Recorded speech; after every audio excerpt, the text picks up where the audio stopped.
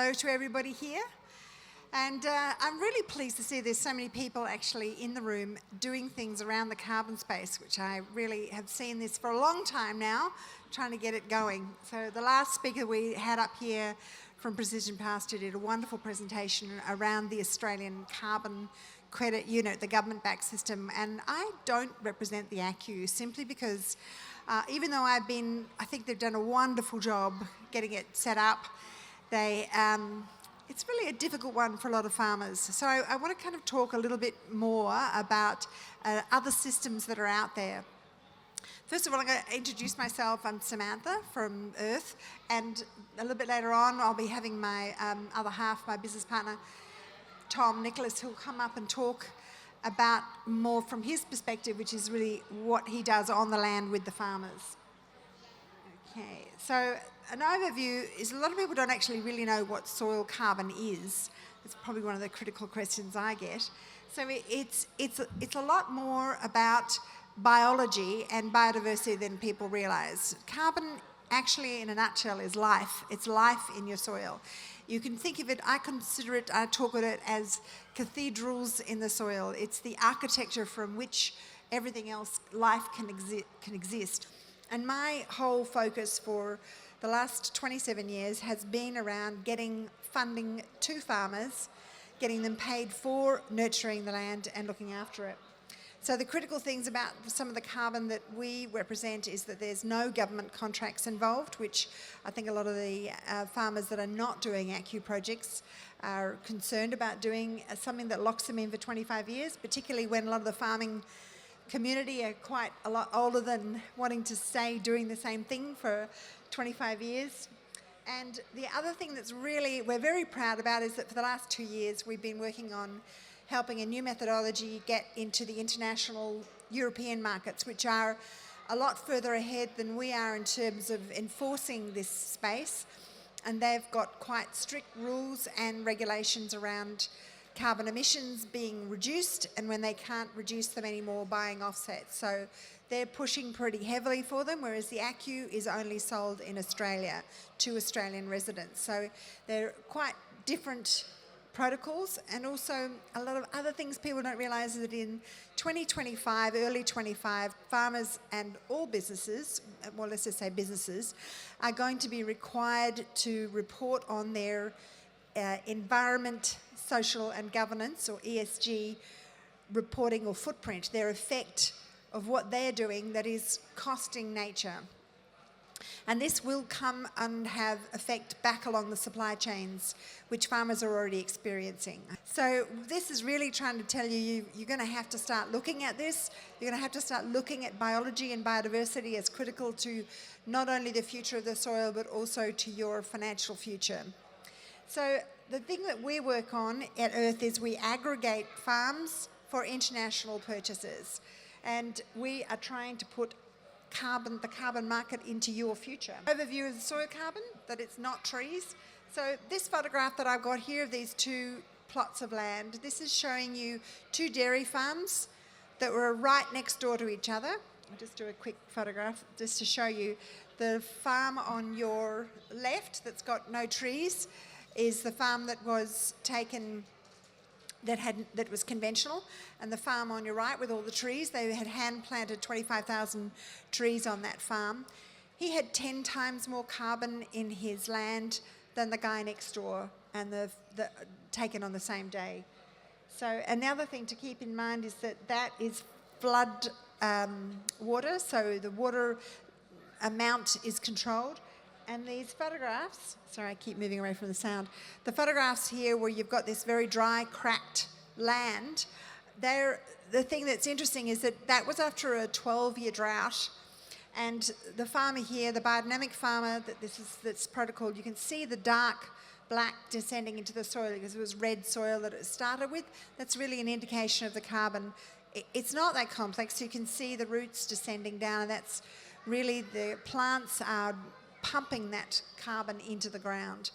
So he couldn't believe it that the other guy wouldn't change what he was doing. I don't know if you can see the inset from that photograph, but the land was grey compared to the bright green of the biodynamic farm, and it had thistles all through it, and he was literally spending 4 times more on his water bill at a very high cost time because he was having to use so much more water because the land was hydrophobic.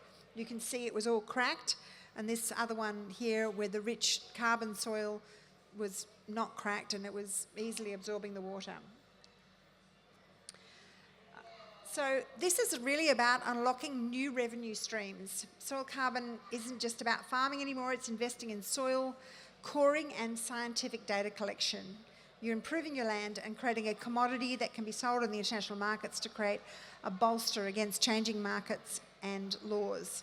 The carbon stored in your soil can be converted into tradable credits, providing a consistent income stream which isn't just theory. It's a proven strategy, and my other half up here, Tom, will be coming out and talking a bit about some of the case studies of projects of high biodiversity around Australia that we know have got much more carbon than neighbouring properties by integrating in these more regenerative systems that are also increasing productivity, much like Hamish spoke about in his pasture presentation. It's a win-win for the farmer whether you sell the carbon or not. I talk about the science and why soil is an asset is that it's really important for the marketplace, for the story. That is the critical thing people are not understanding. It's all very well to talk about what do you do, how do you measure it, people want to sell it, but we're selling it internationally, and the international market, the big thing they're wanting is traceability. That's why you need the science. You need the traceability of who measured it, who tested it, who valued it, and then for actual purchase of it, they want to know the story. They want to know the biodiversity. They want to know what you've done on the land that is why they're paying you. A carbon credit or asset that you need to look at is a payment for works done. It's not, oh, well, I just go and lock the land up. No, this is about actually possibly farming it more or adding more activity into the land process that you're doing.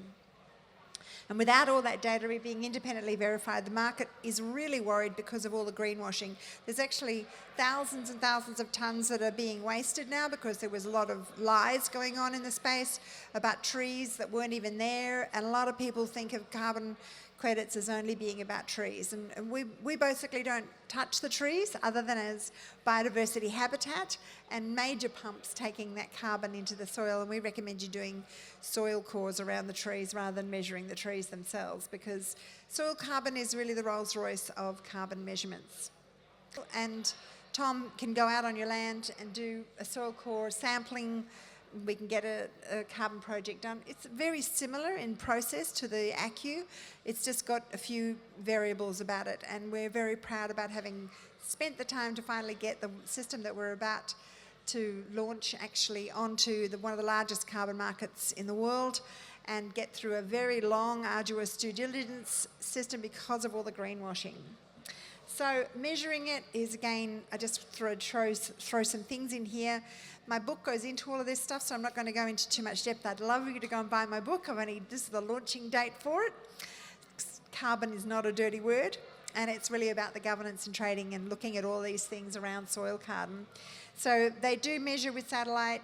We do soil cores. There is other systems, and I go into what all those things mean, but we really believe that the soil cores down to at least a measure is a critical way of seeing the sequestration part, because carbon does cycle in and out of the land. In the top sort of section, it is affected by weather, but you really start to get sequestering at about 40 centimetres depth. So we're really asking you to look at doing the deep soil cores is pretty critical to that.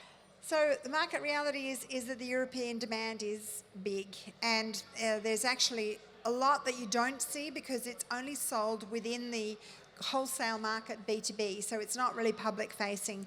Businesses are buying carbon for their own offsets within their own system. So a lot of people say to me, but there isn't a market, there isn't an exchange, and we don't need to sell it. And I say, well, if this is a 1-year credit, it's a critical difference between the aquip, which is a 25-year credit. The one we're doing is a 1-year credit. So getting that across the line as a new methodology and a new way of looking at it has been a really big ask, with lots and lots of due diligence and scientific protocols and people reading it all. So we're almost there. We're very excited about being able to, because we look at being able to sell the first 2 million tonnes through this system, which will mean that the farmer can then afford to plan for it, do it with, and then we, enter the market as a yearly contract rather than a 25-year commitment. Why you need to choose us is that we are really looking a lot at the methodologies. We won't just represent one, but at this point we're really only working on the one.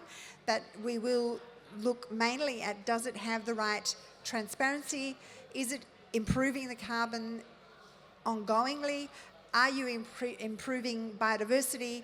And are you making money? Like, we really want you to be making money. My whole key thing is driving new revenue streams and funding into Australian and global farmers, because farmers are suiciding at a tremendous rate all over the world as they're not being paid what it costs to grow food. So we're in a key position with so much land to be able to actually really drive a very healthy system and really contribute to a lot to the carbon process in improving it. It's also about future-proofing your farm and adapting to change. So the global push for carbon reduction isn't slowing down by getting involved now. You're securing an additional income stream and positioning your farm to thrive in a future where carbon management is crucial. This is where I'm saying the ESG laws coming in next year will really affect you. Long-term benefits are beyond the immediate financial gains. Investing in soil health and carbon banking also improves your land's long-term productivity, which I think is obvious to everybody, and the resilience for the climate. And the key point being biodiversity. I wanted to just show this little pie chart up that we have the potential to sequester 1 to 3 gigatons per annum. The globally that we emit as a species, we emit roughly 40 gigatons.